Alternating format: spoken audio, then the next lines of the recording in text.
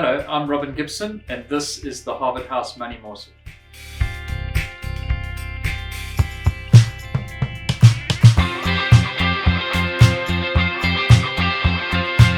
Welcome back. Thank you for joining us again.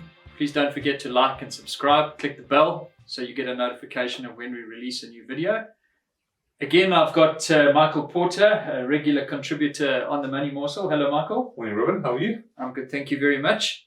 Michael, we chatted with Willie last week about the fact that the Rand was moving out, and we talked about the correlation with the bond markets. But pretty much almost exactly as we were doing that recording, Mr. Brigitte, the US ambassador, was lambasting South Africa about the Russian issue. So that has now come out and been through the press cycle. And so we know that that's also weighing on the Rand. But there are more factors from an economic point of view also driving into this situation. Would you like to inform the viewers what those additional factors are? Sure, Robin. Yeah. So, I think the first thing is the trade balance, Robin. So, for the last 6 years, you've actually had a trade surplus. And South Africa's always really been known as a twin deficit country. You have a deficit on the government's budget balance, and then you have a deficit on the current account, which is largely driven by the trade balance. But for the last 6 years, we've actually had a trade surplus. But the last 3 years have been bumper years, record trade surpluses, driven by, really strong iron ore pricing, really strong rhodium prices and coal prices last year, which went through the roof. And then also a collapse in imports due to COVID and everything like that. And now that seems to be normalizing this year, So we only have data up until the end of March because it comes out 1 month in arrears.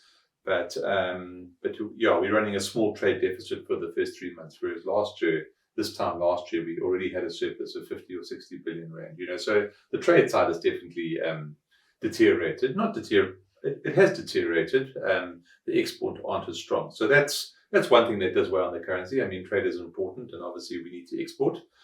The second thing, Robin, is the terms of trade, and the terms of trade really measures, I suppose, the ratio of your import prices to the ratio of your export prices. So what are the prices doing? So not necessarily the volumes and the actual level of exports, but just really what the price is doing. If you think about it, our commodity exports, the prices are relatively weak. Platinum's coming down. Gold is there and thereabouts, but we're not the gold producer that we were. No. Coal has come way off its highs. Iron ore is well off its highs.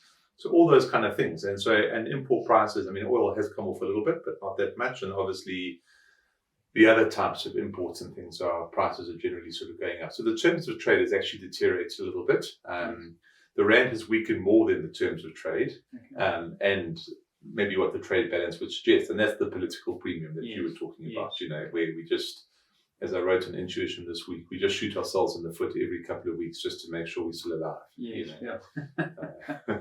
Feel the pain. Yeah, it does feel a little bit like that, Michael. Yeah, and so I think, Robin, for me, what manifests in the sort of political premium, or whatever you want to call it, is just how much foreigners have sold South African equities and bonds over the last sort of 7 or 8 years. So over the last, I think, 7 years, foreigners have sold 750 billion rands worth of equities and about 700 billion rands worth of bonds. Mm-hmm. And actually, initially, we used to comment on it quite often. We track these things every single day, but the selling was actually concentrated in equities. Yeah. Now the selling has moved on to the bonds, and the selling in bonds. The selling for bonds already this year is a sort of 150 billion versus last year, sort of 250 billion for the whole year. So you can see the run rate is substantially weaker, and that is an impact of grey listing. It's an impact of this US accusation against us. It's load shedding. Yes. So it's all these own goals that we keep on scoring that manifest itself in that, and that's definitely it's actually amazing in some ways that the Rand has held up as well as it has, given this relentless pressure of foreigners selling. And there's no reason foreigners don't want to come and invest here because they don't see a good news story, unfortunately. So, Michael, obviously, before everyone starts reaching for their kitchen knife and put an end to it, what that does create a situation is, as you've said it, is that if there's some positive news, because reform is one of the themes that we look at, and there are definitely some companies that we're looking at that are benefiting from some of these things in the background. Yeah. If we get less bad news, the movement can be quite substantial the other way, can't it? Yeah, I think so, Robin. I think the other thing that maybe we should probably just mention here is that in the February budget, and there wasn't a lot of fanfare around it, but the Treasury relaxed exchange controls for pension funds. Previously you could have 30% offshore. Now you can have 45% of your pension fund offshore. Yeah. That has a significant impact on our market. I mean, and local fund managers are definitely diversifying more.